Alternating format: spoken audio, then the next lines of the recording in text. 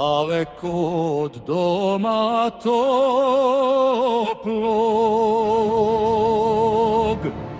daleko od dragih lica, na visini kuća pogleda oštro, rađa se nova porodica.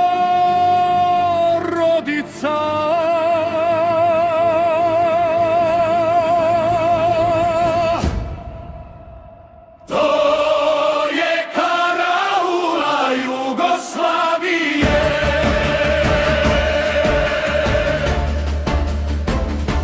gde se vijori plava zastava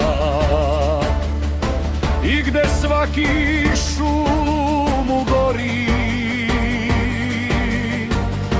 Ne da vojniku da spava, gde se raduju zori.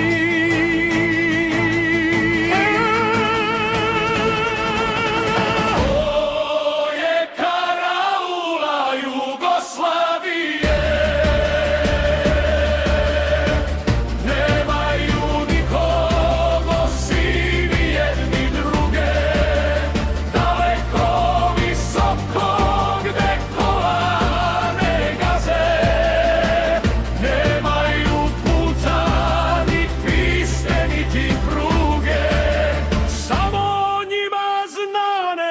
čije staze.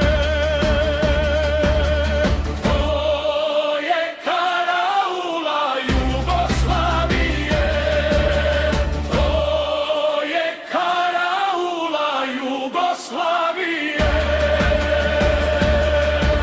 Svi su bili stranci i došljaci, a preko noći